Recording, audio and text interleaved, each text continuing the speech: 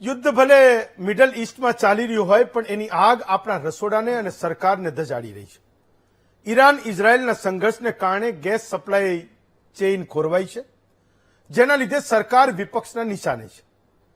Bank ડૂબવાની હોય કે જથ્થો ખૂટવાની વાત એ માત્રથી લાંબી લાઈનો આપણે ત્યાં લાગી જવી એ ખૂબ જ સહજ વાત છે. અત્યારે ગેસના બોટલની અછતની ચિંતા એ દરેક ઘરને સતાવી રહી છે. જેને જરૂર નથી એ પણ જો અને તોના ડરે એ લાઈનોમાં લાગ્યા કરે છે, એ રોજે દેખાય છે. એક બાજુ ખરેખર જરૂરિયાતમંદ વ્યક્તિ ને બીજી બાજુ અછતના અંધકારથી બચવા મતતો એ મધ્યમ વર્ગનો માણસ. લોકો કહી રહ્યા છે કે એજન્સીઓ ઓનલાઈન બુકિંગ નથી નોંધતી, ત્યાં જઈએ તો સર્વર ઠપ છે, સિલિન્ડરનો સ્ટોક નથી, એવા જવાબો એ મધ્યમ વર્ગના માણસને મળી રહ્યા છે. તો મધ્યમ વર્ગના મનમાં આવતીકાલના રસોડાની ચિંતા એક લાંબી હારમાળા જેવી છે. સેવાના રસોડા પણ આ ઉપાધિમાં ઓનલાઈન એ ઓલવાઈ જાય એવી ચિંતામાં એ લોકો અત્યારે રહી રહ્યા છે. જ્યાં હજારો ભક્તો અને ગરીબોની ચિંતા થતી એ રસોડા પર આજે તાળા લાગી રહ્યા છે, એ રસોડા બંધ થઈ રહ્યા છે. સરકાર કહે છે કે 25 થી 30% સુધી એલપીજીનું ઉત્પાદન વધાર્યું છે. પીએનજીને પ્રાથમિકતાના ધોરણે ગેસ મળતો રહેવાનો છે, પણ કોમર્શિયલ યુઝર્સનો 25% સપ્લાય ઓછો કર્યો છે. એક નિયમ એવું પણ કહે છે કે 20% જેટલો જથ્થો એ કમર્શિયલ જે કસ્ટમર છે એને આપી દેવાનો, તો હોટલ રેસ્ટોરન્ટની જે ચિંતા છે એ પણ ઓછી થાય એવું કહે છે. એલપીજીની અછતની વાતને સરકાર નકારી રહી છે, પણ એજન્સીઓની બહાર લાગતી એ લાંબી લાઈનો એ બતાવે છે કે લોકોમાં જબરજસ્ત પેનિક ફેલાઈ રહ્યું છે. આ તમામ ઘટનાક્રમ વચ્ચે વિપક્ષે આ મુદ્દે વિધાનસભામાં સરકારને ઘેરી છે. કોંગ્રેસનું કહેવું છે કે સરકારની નીતિના કારણે લાંબી લાઈનો લાગી રહી છે. બીજી બાજુ ભાજપ કહી છે કે લાઈનો લાગવા પાછળ અફવાઓ જવાબદાર છે. ત્યારે સવાલ એ છે કે રાંધણ ગેસની અછતના દાવા સામે આખરે હકીકત છે શું, અને સ્થિતિને પહોંચી વળવા સરકારનો એક્શન પ્લાન શું છે એ ખબર પડશે કે નહીં, આ તમામ સવાલોનો જવાબ મહામંથનમાં લેવાના છે.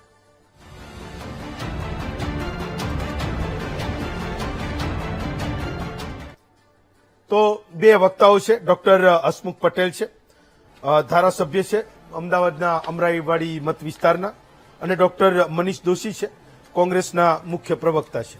તો ડોક્ટર દોશી, એક મુદ્દો તો નક્કી છે કે ગુજરાતમાં 1.25 કરોડ જેટલા એલપીજી ગેસ સિલિન્ડરના ગ્રાહકો છે, સરકાર એના આંકડાઓમાં કહી રહી છે. એક મુદ્દો એ પણ છે જે તમારા ઉપર આરોપ લાગી રહ્યો છે, તમે આજે ધરણા પ્રદર્શન પણ કર્યા, એ સામાન્ય લોકોનો અવાજ બનવાનો એ પ્રયત્ન વિપક્ષે વિધાનસભાની બહાર કરી રહ્યું છે. વિધાનસભામાં અંદર પણ કેટલાક સવાલો તમે પૂછ્યા.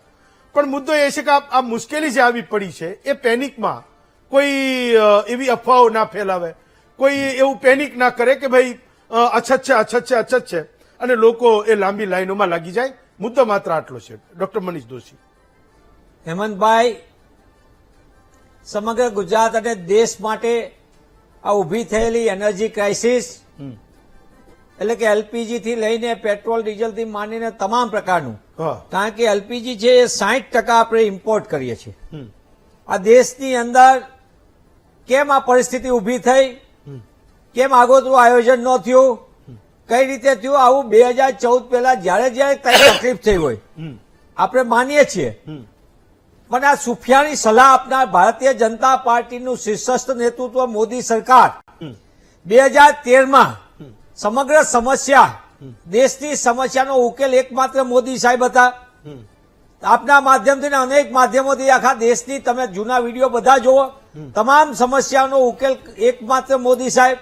અને આ દેશની અંદર આજે જે 2014 પછીની જે સમસ્યા ઉભી થઈ રહી છે હારમાળા, એ સમસ્યા માટે પણ મોદી સાહેબ જવાબદાર ગણાવવા જોઈએ. આ તો જસનો ટોપલો કે હું લઉં મારા ખોરામાં અને અબજસનો ટોપલો સામે નાખી દે. ભાઈ, તમે આયોજન ન કર્યું, તમને ખબર હતી પબ્લિક ડિસ્ટ્રીબ્યુશન સિસ્ટમ પીડીએસ છે, એમાં આપણે વાત કરીએ તો એલપીજી પીએનજી ની વ્યવસ્થા જે છે એમાંથી આપણે અલ્ટરનેટ ફ્યુઅલ બંધ કરી દીધું. એટલે કે કેરોસીન સહિત લાકડાથી માંડીને બીજી બધી વસ્તુઓ બાબતમાં આપણે બંધ કરી દીધું. આપણે બાયોગેસ ચાલુ રાખ્યો, બાકીની તમામ વસ્તુ બંધ કરી દીધી. એટલે ખાસ કરીને ભોગ કોણ બને? તકલીફની અંદર ભોગ બનનાર છે ગરીબ માણસ, સામાન્ય માણસ. એની આગળ 2 સિલિન્ડર નથી, એટલા પૈસા નથી, એની આગળ એક જ સિલિન્ડર છે. સાહેબે તો વાત કરી હતી ગરીબી રેખા નીચેનાથી હોય ને માનીને આપણે બહુ મોટી વાત કરી પ્રધાનમંત્રી ઉજ્જવલા. આપણે કેટલી જગ્યાએ જોયું કે લોકોએ પોતે પછી એને બેસવા માટેની ખુશી કરી નાખી કારણ કે સિલિન્ડર આપવાના બંધ થઈ ગયા હતા. પણ આજે જે ક્રાઇસિસ માટે છે, આ ક્રાઇસિસ કેમ ઉભી થઈ? વિદેશની અંદર ચાઇના આપણું સૌથી મોટું કોમ્પિટિટર કહેવાય અને આપણી વિરુદ્ધની દિશાનું પણ હોય. ભલે સાહેબ માટે સગવડ્યું છે, બાકી ચાઇના આપણા કરતા કહેવાય તો ચાઇના આગળ 81 દિવસનો જથ્થો રિઝર્વમાં, એનું પ્લાનિંગ જો આયોજન. અમેરિકા તો ડોલર ઉપર વેચવામાં પણ નફો કરે અને પોતાના એનર્જીના એટલે ક્રૂડના આ 10 સેકન્ડ સમજવા જેવું છે. એ ડોલર બીજો ટર્ન આવે તો કહી દેજો. 10 સેકન્ડ મારી વિનંતી હેમંતભાઈ, આ વાતને એટલા માટે કનેક્ટ કરું છું. અમેરિકા તો વેપારમાં માને છે ને લૂંટમાં માને છે. જી. પણ ભારત સરકારના કાયમ આપણે કહેતા 140 કરોડની જનતાના 140 કરોડ જનતા માટે તમારું આયોજન શું? આ પ્રશ્ન ભારતીય રાષ્ટ્રીય કોંગ્રેસે લોકસભાના પટલ ઉપર સન્માનીય નેતા જનનાયક રાહુલજીએ પૂછ્યો, રાજ્યસભાની અંદર અમારા મલ્લિકાર્જુન ખડગે સાહેબે પૂછ્યો અને આમાં પેનિક કરવા માટે નથી. એમના આયોજનના અભાવે આ દેશ ભોગવી રહ્યો છે તકલીફ વધુ એક વખત, એની માટેની વાત અમે પટલ ઉપર કરી છે. ડોક્ટર હસમુખ પટેલ, એક મુદ્દો તો સીધો દેખાય એવો છે કે તમે એવું કહો છો, સરકાર એવું કહે છે કે આપણા વિદેશ મંત્રી એસ જયશંકર ઈરાનના વિદેશ મંત્રી અબ્બાસ અરાકચી સાથે સતત સંપર્કમાં છે કે હોર્મુઝ ખાડીમાંથી જેટલા પણ જહાજો એ ભારત આવી શકે એને આવવા દે. બીજો એક સૌથી મોટો મુદ્દો એ છે કે જ્યારે ગુજરાતમાં આપણે એવું કહીએ છીએ કે 1,27,00,000 સવા કરોડ જેટલા એલપીજી ગેસના ગ્રાહકો છે, એ ગ્રાહકો જ્યારે કોઈ એની સિલિન્ડર માટે કોઈ ઓનલાઈન બુકિંગ કરે તો ઓનલાઈન બુકિંગ કોઈ જવાબ દેવા તૈયાર ના થાય. એ વ્યક્તિ ડિસ્ટ્રીબ્યુટરને ત્યાં જાય. સરકારના આંકડા એવું કહે છે કે 1,043 આપણા ગુજરાતમાં એલપીજીના ડિસ્ટ્રીબ્યુટર છે. એ ડિસ્ટ્રીબ્યુટરને ત્યાં જાય તો એ 1.25 કરોડ લોકોને કોઈ જવાબ આપવા વાળું તો જોઈએ. એ ડિસ્ટ્રીબ્યુટરને પણ તમે કોઈ જવાબ આપો, સરકાર જવાબ આપે કે ભાઈ જે તારે ત્યાં કસ્ટમર નોંધાવા આવે છે એને તું સર્વર ઠપના નામે ના નો પાડીશ. પેલા તો તું એ ગેસની બોટલ નોંધી લે તો એને ધરપત થશે કે ભાઈ સરકાર જે દાવો કરી રહી છે કે નથી તોટો, એ તોટો ખરેખર નથી, એ તંગી ખરેખર નથી. પણ આખી વાતમાં સરકાર એવું કહે છે કે ભાઈ તંગી નથી, ગેસ બધાને મળવાનો છે. એક કસ્ટમર ઓનલાઈન બુકિંગ કરાવે તો થાય નહીં ને એલપીજી ના જે ડિસ્ટ્રીબ્યુટરને ત્યાં જાય તો એને સરખો જવાબ મળે નહીં. આ એક કમ્યુનિકેશન ગેપ જબરજસ્ત છે, લોકોમાં એટલે પણ પેનિક થઈ રહ્યું છે.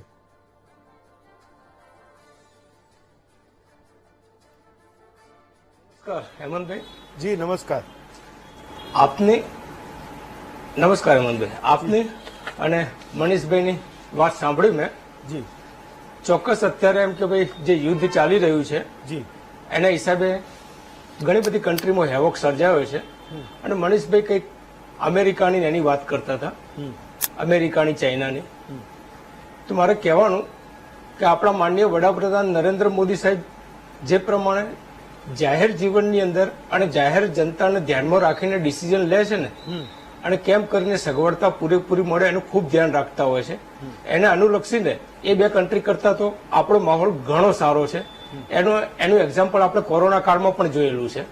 પણ હવે રહી વાત આ એલપીજી સિલિન્ડરની, તો અમનભાઈ આપે હમણાં કહ્યું કે ભાઈ લાઈનો લાગે છે, પણ મારી જાહેર જનતાને નમ્ર વિનંતી છે કે ખોટી અફવા ઉપર ધ્યાન આપશો નહીં. અને આમાં શું થતું હોય છે હેમંતભાઈ કે ઘણી વખત આપણી જોડે એક બોટલ હોય, પણ હવે આવી બધી વાત સાંભળી હોય ને એટલે પછી શું થાય કે લાવ આપણે બીજી બોટલ નોંધાઈ દઈએ. બાકી એક બોટલ 3 મહિના ચાલતી હોય છે તો થોડુંક આપણે પણ સંયમ રાખીને કામ કરીએ તો આની અંદર કે સારું એવું કામ થઈ શકે. અને એનો હેમંતભાઈ એક દાખલો આપું સરસ મજાનો. અત્યારે મારા કાર્યાલયમાં લગભગ એક સોસાયટીમાં પ્રોબ્લેમ હતો, એના અનુસંધાનની અંદર ઘણા બધા લોકો મને મળવા માટે આવેલા હતા. એટલે એ સોલ્યુશન તો લાવ્યો, પણ એમાં લગભગ 8-10 મહિલાઓ પણ હતી. એટલે મેં પૂછ્યું કે ભાઈ તમને જે સિલિન્ડરમાં કોઈને કઈ તકલીફ પડે છે, કોઈ લેવા ગયું હોય ત્યારે? હવે એ બધી મહિલાઓમાંથી એક મહિલા બોલી કે સાહેબ મેં 2 દિવસ પહેલા ઓનલાઈન બુકિંગ માટે ટ્રાય કર્યો તો લાગતો નહોતો, પણ પછી 3-4 વખત ટ્રાય કર્યા પછી લાગી ગયો અને આજે જ બપોરે મારી ઘરે ગેસ આવી ગયો, એમ બાટલો આવી ગયો. એટલે આ જે વાત છે એની સાથે સાથે આ પણ વાત છે અને આ હમણાંનો દાખલો છે હેમંતભાઈ. એટલે જો થોડોક સંયમ રાખવામાં આવે ને તો આ જે અફવા છે એમાં શું થતું હોય, ઘણી વખત અફવાથી માણસોનું એમ મગજ એમ એમ કે ભાઈ કેમ કરીને હું બાટલો લઈ આવું પહેલા, એમાં ને એમાં સ્ટોક વધી જાય, ટૂંકમાં માગણી વધી જતી હોય છે. બાકી જે કાર્ય તમે જુઓ કે આપણા માનનીય વડાપ્રધાન નરેન્દ્ર મોદી સાહેબે જે કામગીરી હાથમાં ધરેલી છે એ ઘણા ટાઈમ પહેલાથી જેવી આની તૈયારી લાગી ત્યારથી હાથમાં ધરેલી છે. ઓકે. અને આપણા ગુજરાતના મુખ્યમંત્રી શ્રી ભૂપેન્દ્રભાઈ પટેલ સાહેબની હમણાં જ લગભગ એક હું meeting વિધાનસભામાંથી છૂટો થયો સાહેબ, હા. આ એક 6 વાગે meeting મીટિંગ બોલાવી હા, અને એમાં આના પણ- અનુસંધાનમાં જ હતી. એમાં પણ એ એવું કહી રહ્યા છે કે ભાઈ સરકાર એની એમાં સમીક્ષા પણ- કરવાની. મનીષભાઈ એક મુદ્દો તો એ પણ છે કે આ આખી વાતમાં સરકાર જેટલું પણ કહે છે એ સામે પક્ષે સાંભળનારું પણ એ લોકોમાં એ મેસેજ પણ પરકોલેટ નથી થઈ ગયો. મેં કીધું કે માનો કે એ એલપીજીના ડિસ્ટ્રીબ્યુટરને કોઈ એવું સમજાવે કે ભાઈ તારે ત્યાં ખરેખર જે ગ્રાહક આવે છે, જે વ્યક્તિ આવે છે, જે નાગરિક આવે છે, તો એને સર્વર ઠપના નામે તું એને પાછો ના તગડીશ, તો એને એવું કહીશ નહીં કે ભાઈ મને ઉપરથી આપતા નથી, તમને જયારે આપશે ત્યારે હું તને ગેસ આપી દઈશ. જ્યારે તમે માગો ત્યારે તો નોર્મલ સ્થિતિમાં મળતો નથી. તો એ સ્થિતિમાં કોઈ નીચે પણ જઈને સમજાવે. ગુજરાતમાં સમજાવવાના કેટલા? 1047 નોંધાયેલા એલપીજી ડિસ્ટ્રીબ્યુટર 1047 સરકારનો આંકડો, ભારત સરકારનો આંકડો એવું કહે છે. તો 1047 લોકોને સમજાવવાના જ ભાઈ સરકાર એવું કહે છે કે તને ગેસ મળવાનો છે, તમને સપ્લાય અમે આપવાના છીએ, રાંધણ ગેસ એ પહેલી પ્રાયોરિટી છે, એસમાં લાગ્યો છે, પીએનજી વાળાને તો તકલીફ નથી. 38 લાખ લોકો એવા છે ગુજરાતમાં જેમની પાસે પીએનજી નું કનેક્શન છે, એને તો બિલકુલ તકલીફ નથી. જે 125 કરોડ લોકો જેના ઘરમાં માત્ર એલપીજી થી રસોઈ બને છે એના માટે 1047 લોકોને સમજાવવાના કે ભાઈ તાર જવાબ શું આપવાનો. સિમ્પલ આટલો મુદ્દો છે. ના વિપક્ષ ઉપર કોઈ બ્લેમ કરશે, ના સરકાર ઉપર કોઈ શંકા કરશે. તો આ એક ભેગા મળીને કરવાનું કામ છે આજની સ્થિતિએ, કે કોઈ કોઈનું માની લે, એટલીસ્ટ માની જાઓ ભાઈ. હા, ડોક્ટર દોશી. હેમંતભાઈ, હેમંતભાઈ, અને હું ડોક્ટર સાહેબ સરસ મજાની વાત તમારી. એક જ મિનિટ હા. ડોક્ટર સાહેબ, હું આવું ડોક્ટર. એમને બહુ મજાનું કીધું કે ઉદાહરણ, હા. એમના જ ઉદાહરણને આપણે કાલે જ આપણે કોઈ નહીં, વીટીવી નો કેમેરા પર્સન હા. તમારું બૂમ સાથે જી. આવે, આપણે 1000 સૂત્રને અમદાવાદના 48 વોર્ડની અંદર આવેલી જુદી જુદી ગેસ એજન્સી ઉપરની સ્થિતિ છે. આજે હું સમર્થેશ્વર મહાદેવ લો ગાર્ડન આગળ, જ્યાં ગુલભાઈ ટેકરાના ગરીબ વિસ્તારના લોકોની સૌથી મોટી જગ્યા, જેને ગરીબમાં ગરીબ માણસ કહેવાય, જેની આગળ બીજું ઓલ્ટરનેટ કોઈ ફ્યુઅલ પણ ન હોય, ઇન્ડક્શન પણ ન હોય. હવે એ લોકોને ગેસ એજન્સી વાય ખોલી જ નહીં, અને અહીંયા ઓછામાં ઓછા 350 લોકો એ સમર્થેશ્વર મહાદેવની બહાર એક્સિસ બેંકની સામે સાહેબ. બીજી વાત કહું તમને, મારી આગળ 7 વિડીયો અત્યારે છે, વેજલપુરથી માંડીને વસ્ત્રાપુરથી માંડીને બધા વિસ્તારના, કે જ્યાં પરિસ્થિતિ, હું એમ નથી કહેતો આ સમય છે, આ સમય એનર્જી ક્રાઇસિસનો છે. સવાલ પ્રશ્ન એટલો છે કે તમને દરેક વસ્તુમાં બધું પૂરું થઈ જાય પછી કે નોટબંધી, તો તમને પાછળથી જ યાદ આવે. તમને યાદ આવે જીએસટી, તો તમે સિમ્પલ ટેક્સ ને બદલે કોમ્પ્લેક્સ ટેક્સ લાવીને 146 સુધા કરો, તો આજે વેપારી ખલાસ. આજે માત્ર તમે એલપીજી પૂરતી ચિંતા ન કરો, આ આખી ક્રાઇસિસને સમજવાની કોશિશ કરો. આ માત્ર ઘર રતું ગેસ માટે તો છે જ, પણ સાથે સાથે કૃષિને મોટા મોટી અસર કરવાની, કારણ કે ખાતરથી માંડીને બધાની અસર છે આપણને. સિંચાઈ માટેની છે, બીજી વાત આપણને હાઉસહોલ્ડ માટેની છે, પછી આર્થિક અવરોધ માટેની છે.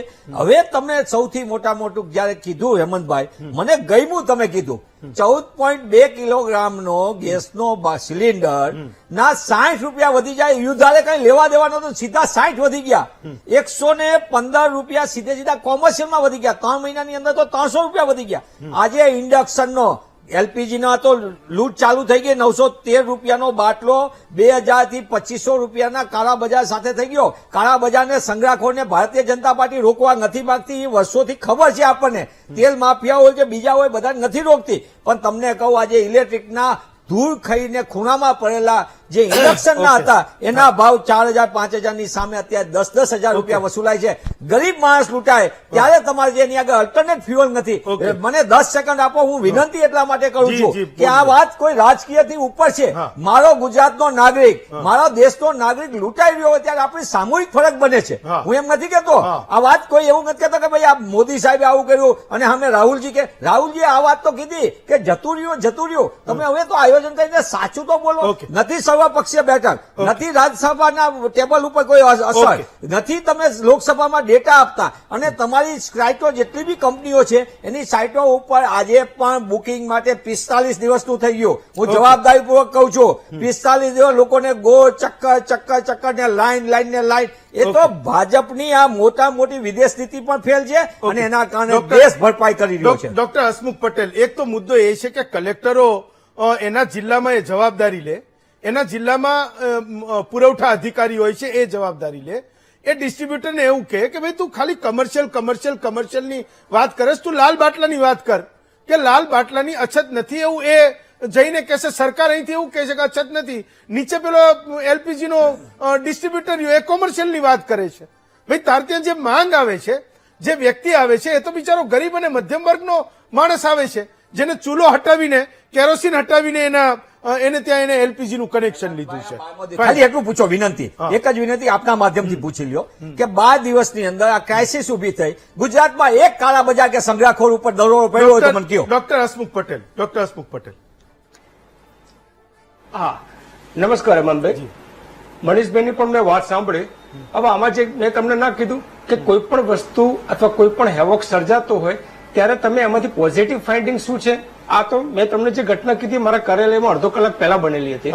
જો આવી ઘટનાનું તમે પ્રસારણ કરો ને તો માનવ જીવનને રાહત થાય કે ના મળી રહ્યું છે. અને બીજી વાત, જે મનીષભાઈ કહેતા હતા કે સરકારે શું કર્યું, તો એના માટે વાત કરું હેમંતભાઈ, કે જ્યારનું આ યુદ્ધ ચાલુ થયું છે ને ત્યારે જ કે ઈરાનના વિદેશ મંત્રી અબ્બાસ અરાદરી અને આપણા વિદેશ મંત્રી સતત સંપર્કમાં છે, અને કેમ કરીને એમ કે ભાઈ કાર્ગો ત્યાંથી ક્લિયર કરાવવા. અને હમણાં જ લગભગ આજે જે સૂચના છે એ પ્રમાણે 2 કાર્ગો તો ત્યાંથી રિલીઝ થઈ ગયા છે. એટલે એક જ્યાંથી માલ સપ્લાય આવે છે ત્યાં પણ એ પ્લાનિંગ કરેલું છે. બીજું, જે મનીષભાઈ કહેતા હતા ને કે સરકારે શું કર્યું છે, તો સરકારે એ પણ નક્કી કર્યું કે જે કોમર્શિયલ કે હોટલ વાળા જે થોડીક બૂમો પાડે છે તો એમને 20% જથ્થો આપવો, જેથી કરીને જે આપણું જે ગુજરાત નોન ઉજ્જવલા યોજના છે ને કનેક્શન, એના કંઈક 82.75 લાખ છે, અને ઉજ્જવલા યોજનાનો મને જે આંકડો ખબર છે 42.5 લાખ છે. આ ઓક્ટોબર 2025 ના આંકડા છે, હું કદાચ ખોટો ના હોઉં. સરકારના છેલ્લા રિપોર્ટમાં એ જ આંકડા 1 કરોડ ને 27 લાખ એલપીજી કલેક્શન છે. હા, બરોબર. એટલે આને અત્યારે હાલ પણ જે મિટિંગ અત્યારે માનનીય ભૂપેન્દ્રભાઈ પટેલ સાહેબે જે કરી, અને જે પેટ્રોલિયમના જે ચેરમેન ને બધા સાથે કરીને એ આજ કેમ કરીને જે ડિસ્ટ્રીબ્યુટર છે એમને કેવી રીતના, કદાચ કોઈ ડિસ્ટ્રીબ્યુટર વધારે પડતો એમ કે આ રીતનો માહોલ આવતો હોય તો કદાચ કોઈ બોલી ગયા હોય, પણ મોટે ભાગે જે આપણે ઇન્ડિવિજ્યુઅલ પૂછવા જઈએ છીએ ને તો માહોલ ઘણો પોઝિટિવ થતો જાય છે. અને દેશમાં 50% ગેસ ઉત્પાદન તો થઈ જાય છે, 25% ગેસ આયાત થાય છે, એ પહેલાની જેમ જ ચાલુ રહ્યું છે, એમાં કોઈ ઘટાડો નથી થયો. હેમંતભાઈ, મનીષભાઈ જરા ધ્યાન રાખજો, એમાં કોઈ ઘટાડો નથી થયો. અને કંપનીઓને છે ને એલપીજી જે સિલેક્શન કરવું ને એના વધારવા આદેશ પણ આપી દીધેલો છે. Okay, last 10 second. આ નોટેડ વસ્તુ છે, સમજી ગયો હું. Last 10 second. સરકારના લાસ્ટ 10 સરકારના પગલા જે ભરે ને એલપીજી નું 25% ઉત્પાદન વધાર્યું પણ છે. ઓકે, લાસ્ટ 10 સેકન્ડ મનીષભાઈ. અરે ડોક્ટર સાહેબ, આ બધા આંકડા ને બધી માયાજાળ છોડો. તમે એમ પૂછો કે ગરીબના માણસ આગળ કોઈ જાતનો બીજો વિકલ્પ નથી, એને મળશે કે નહીં મળે, એને ગેસ આપવામાં આવશે કે નહીં. તમે ઠેર ઠેર નીકળો, વાત કરો, પછી એમ ન કહો કે કેશલેસ ના આના નામ બધું. આ દેશને વિશ્વાસ કેમ નથી પડતો? કારણ કે તમે વારંવાર કર્યું. અને છેલ્લી વાત, સૌથી મોટામાં મોટી, કે સાહેબે તો 20,000 કરોડનો ઘર આંગણે ગેસ ઉત્પાદન માટેનું જીએસપીસી નું આખું કૌભાંડ હતું. એ આજે દેશમાં ગેસ ગયો ક્યાં? 3 મિલિયન ને 5 મિલિયન ને આવવાનો હતો ક્યુબિક મીટર. એ બધો ગેસ ગયો ક્યાં? આપણે આમ ડંકી હલાવશું ને તેલ નીકળશે. આ તો જનતાનું તેલ નીકળે છે ભાઈ, અને દેશનો નાગરિક પરેશાન થાય છે, અને એમાં ગરીબ અને સામાન્ય અને મધ્યમ વર્ગનો પરેશાન થાય છે, લૂંટાય છે. આ લૂંટના કારોબાર કે કાળા બજાર ઉપર અમે એક પણ દરોડો પાડ્યો. 12મો દિવસ છે યુદ્ધનો. એનું ધ્યાન અમે પણ રાખશું. હું એવું સમજુ છું કે એ કામ અમારું પણ છે, તમારું પણ છે, ને સરકારનું તો પહેલું છે. ખાસ એનું કામ છે કે જે લોકો આ ક્રાઇસિસમાં કાળા બજાર કરે છે એના ઉપર લાલ આંખ કરે, એ ત્રાટકે એનું આખું તંત્ર, અને જે કોઈ લોકો જવાબદાર છે ને લોકોની સામે ખુલ્લા પડે. ક્રાઇસિસમાં પૂછો ખાલી, લૂંટનો કારોબાર બંધ થશે. ઇન્ડક્શન મોંઘા કરી નાખ્યા ક્રાઇસિસમાં, એલપીજી ના અત્યારે બ્લેક બોલવા માંડ્યા, લોકો પરેશાન છે, એનું પૂછો ખાલી. એલપીજી અને બાકીના સામાન ઉપર અત્યારે તો એલપીજી ની માથાકૂટ છે, બાકીના સામાન ઉપર પણ તમને બેયને હું બોલાવી લાવીશ. હું સમજુ છું કે કેટલાક આંકડાઓ, કેટલીક ડિટેલ, કેટલીક માહિતીઓ તમે પણ લઈને આવશો. ડોક્ટર હસમુખ પટેલ અને ડોક્ટર દોશી બંનેનો ખૂબ ખૂબ આભાર માનું છું. આવતીકાલે આપના વધુ એક મુદ્દા સાથે ફરી મળીશું. આજે રજા આપશો.